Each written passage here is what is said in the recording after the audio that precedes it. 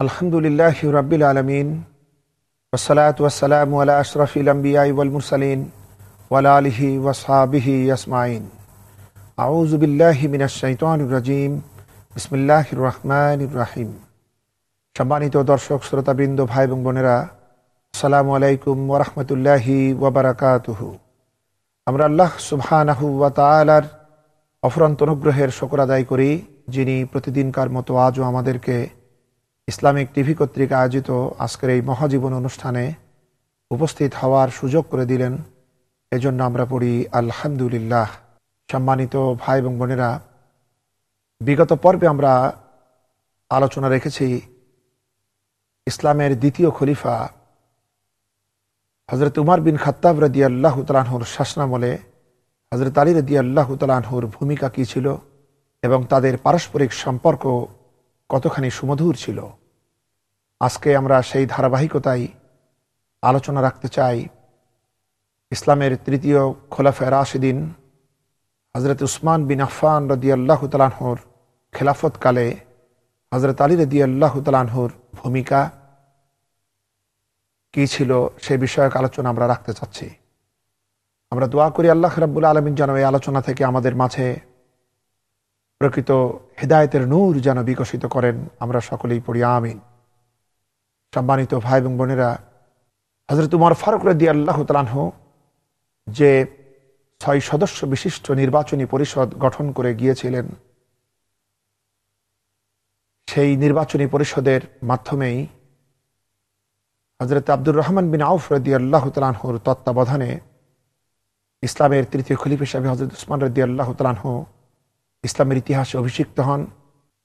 তিনি 12টি বছর পর্যন্ত ইসলামের এই সুবিপুল সাম্রাজ্যের খলিফাতুল মুসলিমিন হিসাবে দায়িত্ব পালন করেন। তার খেলাফতকালের শেষের দিকে ইহুদি বংশোদ্ভূত ইবনে সাবার অনুসারীদের ষড়যন্ত্রের মাধ্যমে নানাবিধ সমস্যা দেখা দিতে লাগলো। হযরতে আলী রাদিয়াল্লাহু তাআলা আনহু তখন তাকে উপযুক্ত পরামর্শ দিয়েছিলেন। হযরত উসমান রাদিয়াল্লাহু তাআলা আনহুর বিরুদ্ধে যে সমস্ত অভিযোগ ছিল তার অধিকাংশই ছিল ভিত্তিহীন। স্বজন প্রীতির ব্যাপারে যে অভিযোগ ছিল তার ভিতরে খানিকটা যদিও সত্য ছিল, কিন্তু তার পিছনেও যুক্তি ছিল। এরপরও বিদ্রোহীদের আপত্তির দরুন হযরত আলী রাদিয়াল্লাহু তাআলা আনহু হযরত উসমান রাদিয়াল্লাহু তাআলা আনহুকে প্রকৃত পরামর্শ তিনি দিয়েছিলেন এবং প্রথম থেকেই তিনি উসমান রাদিয়াল্লাহু তাআলা আনহুর সাথে যেহেতু আত্মীয়তার বন্ধনে আবদ্ধ ছিলেন, তারা উভয়ই ছিলেন রাসূল পাক সাল্লাল্লাহু আলাইহি ওয়াসাল্লামের স্নেহাস্পদ জামাই। এ সকল সম্পর্ক তো ছিলই, তারপরও জ্ঞানগত সম্পর্ক ছিল অসাধারণ। আর উসমান রাদিয়াল্লাহু তাআলা আনহুর খেলাফতকালে হযরত আলী রাদিয়াল্লাহু তাআলা আনহু ছিলেন তার উপদেষ্টা এবং সেখানেও তিনি গুরুত্বপূর্ণ পরামর্শ তিনি সকল সময়ই প্রদান করেছেন। এছাড়াও যখন হযরত আলী রাদিয়াল্লাহু তাআলা আনহুর একজন পুত্র জন্মগ্রহণ করল, তখন তিনি উসমান রাদিয়াল্লাহু তাআলা আনহুর প্রতি শ্রদ্ধাবশত তিনি সেই পুত্রের নাম তিনি উসমান রেখেছিলেন। কিন্তু 35 হিজরিতে ইবনে সাবার ষড়যন্ত্রের কারণে যখন ষড়যন্ত্রের সেই বিভিন্ন গ্রুপগুলি মিশর, বসরা, কুফা থেকে সম্মিলিতভাবে মদিনাতে তারা প্রবেশ করে এবং হযরত উসমান রাদিয়াল্লাহু তাআলা আনহুর সামনে অধ্যত্বের সঙ্গে তাদের বিভিন্ন দাবি দাওয়া পেশ করে, তখন হযরত আলী রাদিয়াল্লাহু তাআলা আনহু সেই বিদ্রোহীদের সঙ্গে হযরত উসমান রাদিয়াল্লাহু তাআলা আনহুর পক্ষ থেকে তিনি তাদের সাথে আলোচনা করেন এবং তিনি তাদেরকে তাদের দাবি পূরণের আশ্বাস দিয়ে তাদেরকে তিনি মদিনা থেকে ফেরত পাঠিয়ে দেন। হযরত আলী রাদিয়াল্লাহু তাআলা আনহু তখন হযরত উসমান রাদিয়াল্লাহু তাআলা আনহুর সাথে বসে যে সমস্ত পরামর্শ করেন তার ভিতরে স্বজনপ্রীতির কিছু কথাবার্তা ছিল, যেখানে হযরত উসমান রাদিয়াল্লাহু তাআলা আনহু বেশ কিছু যোগ্য সাহাবীদেরকে অপসারণ করে নিজের আত্মীয় স্বজনদের ভিতরে যোগ্যদেরকে তিনি বিভিন্ন দায়িত্ব দিয়েছিলেন। সে সংক্রান্ত আলোচনা যখন চলছিল তখন হযরত উসমান রাদিয়াল্লাহু তাআলা আনহু হযরত আলী রাদিয়াল্লাহু তাআলা আনহুকে বলেছিলেন যে, ভাই আলী, আমি তো শুধু একাই এরকম করি নাই, হজরতে উমর রাদিয়াল্লাহু তাআলা আনহু তো তিনিও কখনো কখনো তার কিছু আত্মীয় স্বজনকে নিয়োগ করেছিলেন। হজরত আলী রাদিয়াল্লাহু তাআলা আনহু তখন বলেছিলেন, ভাই উসমান, হজরতে উমর রাদিয়াল্লাহু তাআলা আনহু করেছিলেন ঠিক আছে, কিন্তু তাদের সকলের মাথার উপরে ছিল হজরতে উমর রাদিয়াল্লাহু তাআলা আনহুর শাসনের জুতা, যেটাকে তারা ভয় পেত। হজরতে উসমান রাদিয়াল্লাহু তাআলা আনহু বলেছিলেন যে, ভাই আলী, মুয়াবিয়ার কথা বলছো, মুয়াবিয়াকে তো আমি নিযুক্ত করি নাই, মুয়াবিয়াকে তো নিযুক্ত করেছিলেন হযরত উমর ফারুক রাদিয়াল্লাহু তাআলা আনহু। তখন তো কেউ আপত্তি করে নাই, আজকে আমার বেলায় কেন আপত্তি আসছে? হযরত আলী রাদিয়াল্লাহু তাআলা আনহু তার বিচক্ষণতার সাথে তিনি বলেছিলেন, ভাই উসমান, আপনিও জানেন আমিও জানি হযরতে মুয়াবিয়া রাদিয়াল্লাহু তাআলা আনহুকে নিয়োগ করেছিলেন হযরত উমর, সে কথা ঠিকই, কিন্তু আপনিও জানেন উমরের ভৃত্য হযরত উমর রাদিয়াল্লাহু তাআলা আনহুকে যতখানি ভয় পেত, তার থেকেও মুয়াবিয়া রাদিয়াল্লাহু তাআলা আনহু উমরকে তার থেকেও অনেক বেশি গুণে ভয় করত। কিন্তু তাদের প্রতি হযরত উমরের যে সতর্ক দৃষ্টি ছিল, কিন্তু আজকে আত্মীয়তার সুবাদে আপনার থেকে তারা দায়িত্ব পেয়ে তারা যার যেমন ইচ্ছা তাই তারা করছে, আপনার থেকে কোনো রকম কোনো পরামর্শ নেওয়ারও তারা প্রয়োজন বোধ করে না। সেজন্য আপনার এদিকে সতর্ক দৃষ্টি দেওয়ার প্রয়োজন রয়েছে। সম্মানিত ভাই এবং বোনেরা, হযরত আলী রাদিয়াল্লাহু তাআলা আনহু হযরত উসমান রাদিয়াল্লাহু তাআলা আনহুকে শ্রদ্ধার সাথে এই পরামর্শ দিচ্ছিলেন। তিনি বলছিলেন যে, ভাই উসমান, আপনাকে আমি কি পরামর্শ দেব? আপনিও রাসূল পাকের সাল্লাল্লাহু আলাইহি সাল্লামের সেই সম্মানিত সাহাবী, আপনি তো সবই জানেন, ইসলামের বিভিন্ন বিধিবিধান, তার সমস্ত দিক বিভাগ আপনি আমার থেকেও বেশি জানেন, এতে কোনো সন্দেহ নেই। সুতরাং আমাদের সকলেরই দায়িত্ব রয়েছে আল্লাহ পাককে ভয় করে শাসন কার্য পরিচালনা করা। কারণ শাসন কার্যে কেউ যদি ভুল করে, সে আল্লাহ পাকের দৃষ্টিতে ঘৃণিত হয়ে পড়ে। আর শাসন কার্যে যদি কেউ ঠিক করে, তবে আল্লাহর কাছে সে সম্মানিত হয়ে পড়ে। অধীনস্থদের ব্যাপারে আল্লাহ পাকের কাছে আমাদেরকে জবাবদিহি করতে হবে। সম্মানিত ভাই এবং বোনেরা, হযরত আলী রাদিয়াল্লাহু তাআলা আনহু এভাবে নিজের অবস্থানের কোনো পরোয়া না করে, নিজের ভবিষ্যতের দুনিয়ার দৃষ্টিতে চিন্তা না করে, তিনি সর্বদাই খলিফাদের সাথে তিনি এভাবেই সত্য উক্তি তিনি পেশ করেছেন এবং তিনি প্রয়োজনে একমত হয়েছেন, প্রয়োজনে তিনি দ্বিমত পোষণ করেছেন। হযরত উসমান রাদিয়াল্লাহু তাআলা আনহু হযরত আলী রাদিয়াল্লাহু তাআলা আনহুর এই মতকে তিনি গ্রহণ করেছিলেন, কিন্তু সেই অনুপাতেই হযরত আলী রাদিয়াল্লাহু তাআলা আনহু ফিরে এসে বিদ্রোহীদেরকে তিনি তাদের দাবি পূরণ হয়েছে বলেছিলেন। তার এই কথায় আশ্বস্ত হয়ে বিদ্রোহীরা যখন মদিনা থেকে ফিরে চলল, মদিনাবাসীরা সকলে তখন দুশ্চিন্তা মুক্ত হয়ে তারা আবার হযরত উসমান রাদিয়াল্লাহু তাআলা আনহুর ইমামতিতে মসজিদে নববীতে তারা নামাজ শুরু করলো। কিন্তু মাত্র কদিন যেতে না যেতেই আবার দেখা গেল বিদ্রোহীরা পুনরায় মদিনাতে ফিরে এসেছে এবং তারা চিৎকার করে বলতে থাকলো, প্রতিশোধ প্রতিশোধ। এবং এবার তারা এসে হযরত উসমান রাদিয়াল্লাহু তাআলা আনহুর পদত্যাগ দাবি করলো। আবার হযরত আলী রাদিয়াল্লাহু তাআলা আনহুকে ডাকা হলো। হযরত আলী রাদিয়াল্লাহু তাআলা আনহু নিজে অত্যন্ত দুঃসাহসিকতার পরিচয় দিয়ে বিদ্রোহীদের সামনে গেলেন। ইতিপূর্বে বিদ্রোহীরা হযরত আলী রাদিয়াল্লাহু তাআলা আনহুকে উসমান রাদিয়াল্লাহু তাআলা আনহুর বিরুদ্ধে তারা উদ্বুদ্ধ করার চেষ্টা করেছিল। তারা বলেছিল, আপনি খেলাফতের উপযুক্ত। কিন্তু হযরত আলী রাদিয়াল্লাহু তাআলা আনহু অত্যন্ত বিনয়ের সাথে তাদের সেই প্রস্তাব প্রত্যাখ্যান করেছিলেন এবং তাদের কথার সাথে তিনি কখনোই একমত পোষণ করেন নাই। এরপরও তারা যখন হযরত আলী রাদিয়াল্লাহু তাআলা আনহু যখন তাদের সামনে এলো এবং তারা কি বলতে চায়, কেন তারা ফিরে এলো, এই প্রশ্ন যখন হযরত আলী রাদিয়াল্লাহু তাআলা আনহু তাদেরকে জিজ্ঞাসা করলেন, তারা তখন বলল যে, আমরা তো ফিরেই যাচ্ছিলাম, কিন্তু এমন কিছু ঘটনা হলো যার কারণে আমরা আবার ফিরে আসতে বাধ্য হলাম। আসলে ইসলামের এই সুবিখ্যাত সুদৃঢ় খেলাফতের বিরুদ্ধে যে গভীর ষড়যন্ত্র হচ্ছিল, সেই প্রাসাদ ষড়যন্ত্রের অনুসারী হিসাবেই তারা এসেছিল। সুতরাং তারা তো এটাকে নিশ্চিহ্ন করবেই, এটাই ছিল তাদের সিদ্ধান্ত। তারা তখন হযরত আলী রাদিয়াল্লাহু তাআলা আনহুর সামনে তারা বলল এই যে, আমরা যখন ফিরে যাচ্ছিলাম আমরা দেখতে পেলাম যে এক ব্যক্তি ছুটে যাচ্ছে মিশরের দিকে। তখন আমরা তাকে দাঁড় করালাম এবং তাকে জিজ্ঞাসা করলাম, তুমি কে, কি তোমার পরিচয়, কোথায় যাচ্ছ? সেই ব্যক্তি তখন বলল, খলিফার দূত হিসাবে আমি যাচ্ছি মিশরের রাষ্ট্রপ্রধানের কাছে। তখন যেহেতু মাত্র কদিন আগেই হযরত আলী রাদিয়াল্লাহু তাআলা আনহুর পরামর্শ অনুসারে হযরত উসমান রাদিয়াল্লাহু তাআলা আনহুর মিশরের তৎকালীন শাসনকর্তাকে অপসারণ করে মুহাম্মদ বিন আবু বকর রাদিয়াল্লাহু তাআলা আনহুকে মিশরের গভর্নর হিসাবে নিয়োগ দিয়েছিলেন। এবং এই বাহিনীর ভিতরে তখন মুহাম্মদ বিন আবু বকর রাদিয়াল্লাহু তাআলা আনহু তখন নিজে ছিলেন। তখন বিদ্রোহীর এই লোকেরা ওই দূতের কাছে যখন শুনতে পেল যে খলিফার এক ফরমান নিয়ে দূত যাচ্ছে মিশরে, তখন তারা দূতকে পিড়াপিড়ি করলো যে তুমি যে গভর্নরের কাছে যাচ্ছ সেই গভর্নর তো আমাদের সাথেই আছে, সুতরাং তুমি তোমার দায়িত্ব এখানেই শেষ করতে পারো। কিন্তু দূত সেটা অস্বীকার করলো। তখন বিদ্রোহীরা জোরপূর্বক দূতের দেহ তল্লাশি করে হযরত উসমান রাদিয়াল্লাহু তাআলা আনহুর মোহরাঙ্কিত একটি চিঠি তারা উদ্ধার করলো। সেখানে তারা দেখতে পেল যে সেখানে মিশরের রাষ্ট্রনায়ক, মিশরের গভর্নরের উদ্দেশ্যে লেখা হয়েছে যে বিদ্রোহীরা এবং তাদের প্রধান মুহাম্মদ বিন আবু বকর যখন এখানে পৌঁছবে তখন তাকে হত্যা করো এবং বিদ্রোহীদেরকে কারারুদ্ধ করো।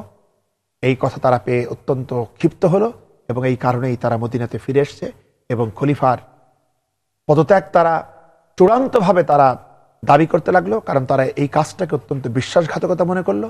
কারণ তাদেরকে আশ্বাস দেওয়া হলো, আশ্বাস দিয়ে তাদের দাবি পূরণ করা হবে বলে তাদেরকে মদিনা থেকে ফিরায় দেয়া হলো, আর এখন তাদেরকে হত্যার চক্রান্ত করা হচ্ছে, যে কারণে এই বিদ্রোহীরা প্রচন্ড রকমের ক্ষুব্ধতার প্রকাশ করলো এবং তারা এই চিঠি প্রদর্শন করলো।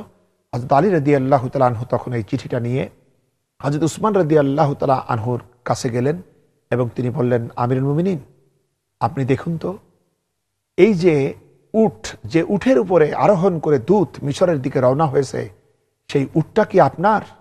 হযরত উসমান রাদিয়াল্লাহু তাআলা আনহু জবাব দিলেন, আমার। তিনি এবার বললেন, এই যে দূত, এই দূতটা কি আপনার? তিনি বললেন, হ্যাঁ আমার। এবার তিনি বললেন, দেখুন তো চিঠিটা, এই চিঠিতে যে সিলমোহর লাগানো আছে এটাও কি আপনার? হযরত উসমান রাদিয়াল্লাহু তাআলা আনহু বলছেন, হ্যাঁ আমার। হযরত আলী রাদিয়াল্লাহু তাআলা আনহু এবার বললেন, এই চিঠির লেখা কি আপনার? তিনি বললেন, তা নয়। তখন চিঠিটি পাঠ করা হলো। হযরত উসমান রাদিয়াল্লাহু তাআলা আনহু অবাক হলেন। হযরত আলী রাদিয়াল্লাহু তাআলা আনহু তো অবাক হয়েছিলেনই, এবং তখন তিনি জিজ্ঞাসা করলেন, আপনি কি এরকম কাজ করেছেন? হযরত উসমান রাদিয়াল্লাহু তাআলা আনহু আল্লাহ পাকের নামে শপথ করে বললেন, না, এই কাজ আমি করি নাই এবং এই চিঠিটার ব্যাপারে আমি কিছু জানিও না। হযরত উসমান রাদিয়াল্লাহু তাআলা আনহু তখন বার্ধক্যে উপনীত হয়েছিলেন। সবকিছু সতর্কতার সাথে তাকে পরিচালনা করা সম্ভব ছিল না। পাশাপাশি তার স্বজনদের ভিতরে তার জামাতা মারওয়ান ইবনুল হাকাম, সে ব্যক্তি ছিল অত্যন্ত ধুরন্ধর ব্যক্তি। সেই ব্যক্তি এই চিঠিটি লিখেছিল বলে ঐতিহাসিকভাবে উল্লেখিত রয়েছে, এবং এটা মারওয়ানেরই কর্ম ছিল। খলিফাকে এটা না জানিয়ে সেই ব্যক্তি খলিফার নাম উল্লেখ করে এই চিঠিটি লিখে খলিফার দূতের মাধ্যমে তিনি মিশরে প্রেরণ করেছিলেন। আসলে মারওয়ানেরও আশঙ্কা হয়েছিল যে এই বিদ্রোহ কি করে নিপাত করা যায়, এই চিন্তা করেই সে এ কাজ করেছিল। যখন সকলের সামনে এটি স্পষ্ট হলো, তখন বিদ্রোহীরা এটাই বলল যে আপনার অগোচরে যখন এই কাজ হয়েছে, সুতরাং আপনি তাহলে একটা অযোগ্য খলিফা, সুতরাং আপনার পদত্যাগ করা উচিত। হযরত উসমান রাদিয়াল্লাহু তাআলা আনহু বললেন, আল্লাহ রাব্বুল আলামিন আমাকে যে সম্মানের পোশাক পরিয়েছেন, আমি এটা খুলব না। যেহেতু হুজুরে পাক সাল্লাল্লাহু আলাইহি সাল্লামের এটাই ছিল কথা যে আল্লাহ পাক তোমাকে একটা সম্মানের পোশাক পরাবেন, লোকেরা সেটা খুলে ফেলতে চাবে, তুমি তা খুলো না। হযরত উসমান রাদিয়াল্লাহু তাআলা আনহু খুলতে চাইলেন না, বরং তিনি এর প্রতিবিধান করতে চাইলেন আইনের মাধ্যমে। কিন্তু বিদ্রোহীরা, তাদের উদ্দেশ্যই ছিল ইসলামের এই খেলাফত ব্যবস্থাকে নিশ্চিহ্ন করে দেওয়া, যে জন্য তারা হযরত উসমান রাদিয়াল্লাহু তাআলা আনহুর এই প্রতিকারকে তারা বিশ্বাস করল না। তারা বরং বলতে লাগলো যে মারওয়ানকে আমাদের হাতে অর্পণ করা হোক। কিন্তু বিদ্রোহীদের হাতে মারওয়ানকে অর্পণ করা এটা ছিল অত্যন্ত আইন বিরোধী কাজ, কারণ খেলাফতের সিস্টেম এবং আইনানুগ সিস্টেম তখন জারি ছিল। সুতরাং বিদ্রোহীদের জন্য এটাই শোভনীয় ছিল, তারা যদি প্রকৃতপক্ষে এই চিঠি লেখকের শাস্তি প্রতিবিধান করতে তারা চাইতো, তাহলে তাদের উচিত ছিল খলিফার এই পরামর্শ গ্রহণ করে আইনের হাতে, নিরপেক্ষ বিচারকের হাতে তাকে সোপর্দ করা এবং সে মাধ্যমে বিচার নেওয়া। হযরত উসমান রাদিয়াল্লাহু তাআলা আনহু এই প্রস্তাব দিয়েছিলেন, কিন্তু তারা এটা গ্রহণ করলো না, বরং তারা বারবার বলতে লাগলো যে হয় মারওয়ানকে আমাদের হাতে অর্পণ করা হোক, আর নতুবা আপনার পদত্যাগ। কিন্তু এই দুইটাই ছিল আইনের দৃষ্টিতে প্রচন্ড রকমের অন্যায়, কারণ হযরত উসমান রাদিয়াল্লাহু তাআলা আনহু সম্মানিত সাহাবীদের সম্মতিতে তিনি খলিফা হয়েছিলেন। আর এই বিদ্রোহী যারা ছিল তারা তাদের নিজের এলাকারও তারা কোনো প্রতিনিধি ছিল না, জনগণের তারা কোনো গ্রহণযোগ্য ব্যক্তি ছিল না। সুতরাং কারো আবদারে ইসলামের এই মজবুতি খেলাফত ব্যবস্থা থেকে তিনি পদত্যাগ করতে পারেন না। সুতরাং তার কাজ ঠিকই ছিল, কিন্তু বিদ্রোহীরা তারা প্রচন্ড রকমের ক্ষিপ্ত হয়ে হযরত উসমান রাদিয়াল্লাহু তাআলা আনহুর গৃহ তারা অবরোধ করলো। এই অবরোধ চলতে থাকলো 40 দিন পর্যন্ত। তারা অবশেষে পানি বন্ধ করে দিল, খাবার বন্ধ করে দিল। হযরত আলী রাদিয়াল্লাহু তাআলা আনহু তখন আবার তিনি এই বিদ্রোহীদের সামনে দাঁড়ালেন এবং তাদেরকে বললেন যে তোমরা যে কাজ করছো এই কাজ তো ইসলামের দুশ্মনেরাও কাফেররাও তো মুসলমানদের সাথে করে না, তারাও তো বিপদাপন্ন মুসলমানদেরকে খাবার দেয়। সুতরাং তোমরা যে কাজ করছো এটা তো মানবিকতার দৃষ্টিতে প্রচন্ড রকমের অন্যায়। কিন্তু তার এই কথা বিদ্রোহীরা শুনল না। হযরত উসমান রাদিয়াল্লাহু তাআলা অত্যন্ত পেরেশানি বোধ করতে লাগলেন এবং তিনি হযরত আলী রাদিয়াল্লাহু তাআলা আনহুকে খবর পাঠালেন। অন্যান্য সাহাবীদেরকেও তিনি ডাকলেন পরামর্শের জন্য। এবং বিষয়টা ছিল এমন নাজুক সময়, তখন ছিল হজের মৌসুম, যার কারণে মদিনাতে সম্মানিত সাহাবীরা প্রায় সকলেই চলে গিয়েছিলেন। মাত্র যারা ছিলেন তাদের ভিতরে ছিলেন হযরত জুবাইর রাদিয়াল্লাহু তাআলা আনহু, হযরত তালহা রাদিয়াল্লাহু তাআলা আনহু। সুতরাং তারা যখন পরামর্শের জন্য অসহায় খলিফার কাছে যেতে গেলেন, বিদ্রোহীরা তাদেরকে ঢুকতে দিল না। এরকম পরিস্থিতিতে একদিন প্রচন্ড পিপাসার্ত অবস্থায়, ক্ষুধায় অতিষ্ঠ অবস্থায় হযরত উসমান রাদিয়াল্লাহু তাআলা আনহুর পরিবারকুল যখন কষ্ট পেতে থাকলেন, হযরত উসমান রাদিয়াল্লাহু তাআলা আনহু তখন নিজে ছাদের উপরে এসে তিনি বিদ্রোহীদেরকে লক্ষ্য করে বললেন, তোমাদের মাঝে কি আলী আছে? কেউ কোনো জবাব দিল না, কেউ হয়তো বলল না। এরপরে তিনি বললেন, তোমাদের মাঝে কি তালহা আছে? বলা হলো না। তখন তিনি বললেন, তোমাদের ভিতরে কেউ কি পারে হযরত আলী রাদিয়াল্লাহু তাআলা আনহুকে খবর দিতে যে উসমান তার পরিবার পরিজন নিয়ে প্রচন্ড পিপাসায় কষ্ট পাচ্ছে, সুতরাং কিছু পানি অন্তত দেওয়া যায় কিনা। এবং তিনি এই বক্তব্যের ভিতরে অত্যন্ত মর্মস্পর্শকারী কথা বলেছিলেন যে আজকে হুজুর সাল্লাল্লাহু আলাইহি সাল্লাম যখন মদিনাতে এসেছিলেন তখন মদিনাবাসীদের পানি কষ্ট ছিল প্রবল। তখন হুজুরের কথা অনুযায়ী আমি নিজের অর্থ দিয়ে মদিনার বীরের রুমা কূপ খরিদ করে আমি দিয়েছিলাম। অসংখ্য কূপ আমি খনন করেছি তোমাদের জন্য। আর আজকে তোমরা আমাকে পানির বিহনে কষ্ট দিচ্ছ। আজকে আমি আমার পরিবার পরিজন সহ নোংরা পানি পান করছি। সম্মানিত ভাই এবং বোনেরা, হযরত উসমান রাদিয়াল্লাহু তাআলা আনহু নিজের অর্থে বিপুল পরিমাণ কূপ তিনি খনন করেছিলেন, কিন্তু তিনি নিজের ঘরের মাঝে একটি কূপ তিনি খনন করেন নাই। তিনি চাইতেন নিরহংকারী ভাবে জীবনযাপন করতে, তার পরিবারের লোকেরাও যেন জনগণের সাথে মিলে সেখান থেকেই বাইরে থেকেই যেন পানি আনে। এই মহানুভবতাই হয়েছিল তার বিপদের একটি কারণ। এরপরে যখন বিদ্রোহীদের মধ্য থেকে এক ব্যক্তির একটু দয়া হলো, সেই ব্যক্তি ছুটে গিয়ে হযরত আলী রাদিয়াল্লাহু তাআলা আনহুকে খবর দিলেন। হযরত আলী রাদিয়াল্লাহু তাআলা আনহু তখন 3 মশক পানি নিয়ে তিনি কয়েকজন লোক নিয়ে তিনি হযরত উসমান রাদিয়াল্লাহু তাআলা আনহুর কাছে পানি পৌঁছানোর জন্য চেষ্টা করতে লাগলেন। বিদ্রোহীরা বাধা দিল। এতে তার কয়েকজন খাদিম প্রচন্ড রকমের আহত হলো। তারপরে খুব কষ্টের সাথে তিনি সেই পানি ভিতরে প্রবেশ করতে পেরেছিলেন, কিন্তু তিনি নিজে খলিফার সামনে উপস্থিত হতে ব্যর্থ হলেন।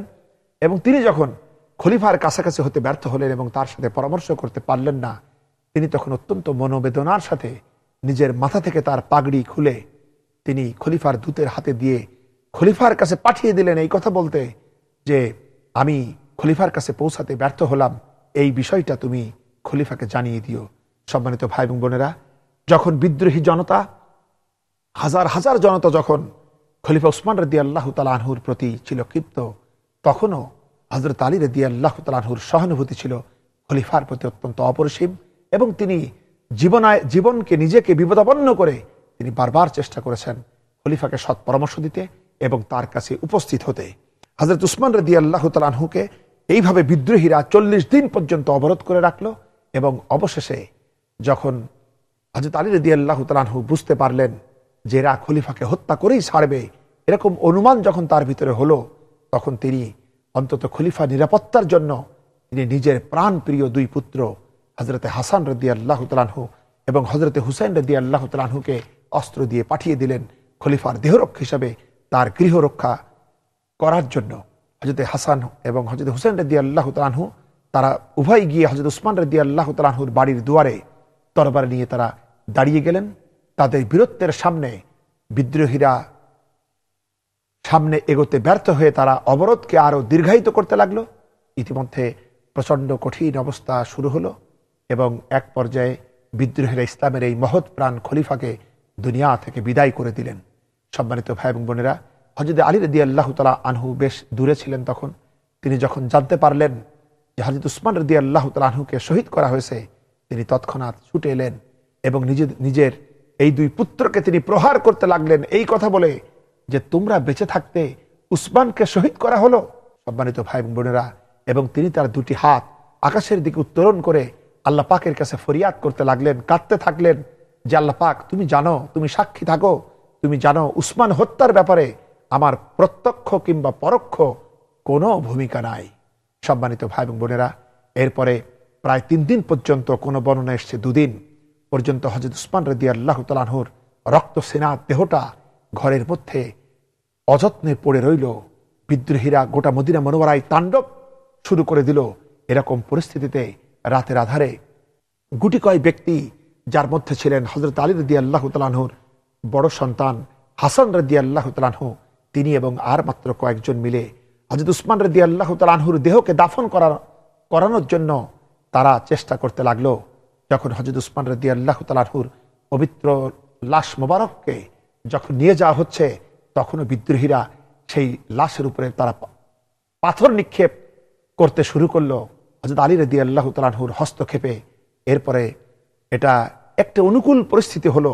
এরপরে হযরত উসমান রাদিয়াল্লাহু তাআলা আনহুকে অত্যন্ত দিনহীন ভাবে মাত্র কয়েকজন মানুষ তার জানাজা করতে পারলো, যার মধ্যে ছিলেন হযরত আলী রাদিয়াল্লাহু তাআলা আনহু। এবং হযরত আলী রাদিয়াল্লাহু তাআলা আনহুর প্রত্যক্ষ তত্ত্বাবধানে হযরত উসমান রাদিয়াল্লাহু তাআলা আনহুকে জান্নাতুল বাকির বহির্দেশে তাকে দাফন করা হয়। পরবর্তীতে জান্নাতুল বাকির আয়তনকে বৃদ্ধি করে হযরত উসমান রাদিয়াল্লাহু তাআলা আনহুর কবরকে জান্নাতুল বাকি গোরস্থানের ভিতরে নেওয়া হয়। সম্মানিত ভাই এবং বোনেরা, আমরা এভাবে দেখতে পাই কি বিপদে, কি মুসিবতে, কি সুখে, কি দুঃখে, কি রাতে, কি দিনে, যে কোনো পরিস্থিতিতে হযরত আলী রাদিয়াল্লাহু তাআলা আনহু অত্যন্ত সহৃদয়তার সাথে, আন্তরিকতার সাথে, যোগ্যতা এবং দক্ষতার সাথে তিনি সেই প্রথম খলিফা থেকে শুরু করে হযরত উসমান রাদিয়াল্লাহু তাআলা আনহু পর্যন্ত প্রত্যেকটি খলিফাকে তিনি সৎ পরামর্শ দিয়েছেন এবং কারো প্রতি তিনি কোনো বিদ্বেষ রাখেন নাই, ঘৃণা রাখেন নাই, কারো প্রতি বিন্দু পরিমাণ ষড়যন্ত্র তিনি অংশগ্রহণ করেন নাই। বরং তিনি, যদিও তার মর্যাদা ছিল রাসূলের কাছে, ইসলামের কাছে অনেক বেশি, তবুও তিনি সেই মর্যাদার জন্য বিন্দু পরিমাণও নিজের প্রতি খেলাফতকে তিনি আরোপ করেন নাই। অনেকে হযরত আলী রাদিয়াল্লাহু তাআলা আনহুর প্রতি ভক্তিবশত এমন কথা বলেন যেটা তার জন্য মানায় না। আবার অনেকে আছেন বিদ্বেষবশত হযরত আলী রাদিয়াল্লাহু তাআলা আনহুর প্রতি এতখানি কটাক্ষ করেন, যেটাও ঠিক নয়।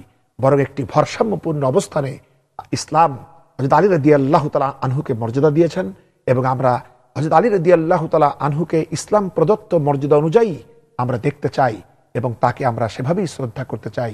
সম্মানিত ভাই এবং বোনেরা, বিভিন্ন খলিফার খেলাফতের ব্যাপারে হযরত আলী রাদিয়াল্লাহু তাআলা আনহুর এই সহানুভূতি, এই মমত্ব, এই শ্রদ্ধাবোধ থেকে আমরা শিক্ষা নিতে পারি। আমরাও আমাদের জাতীয় কাজে, জাতীয় কর্মতৎপরতায়, দ্বীনি কর্মতৎপরতায় আমরাও যেন পারস্পরিক সহানুভূতি এবং সহমর্মিতার সাথে আমরা যেন ঐক্যবদ্ধভাবে ইসলামের জন্য ভূমিকা রাখতে পারি। এটাই হচ্ছে এই পর্বগুলোর এক সুবহান শিক্ষা। আল্লাহ পাক যেন আমাদের মধ্য থেকে অনেক হিংসা, বিদ্বেষ দূর করে দেন এবং আমরা যেন সহানুভূতির সাথে, ভালোবাসার সাথে আমাদের জীবনকে ইসলামের আলোকে গঠন করতে পারি। আল্লাহ যেন সেই তৌফিক দান করুন। আমরা সকলেই পড়ি আমিন। আখির দাওয়ানা আনিল হামদুলিল্লাহি রাব্বিল আলামিন। আসসালামু আলাইকুম ওয়া রাহমাতুল্লাহি ওয়া বারাকাতুহু।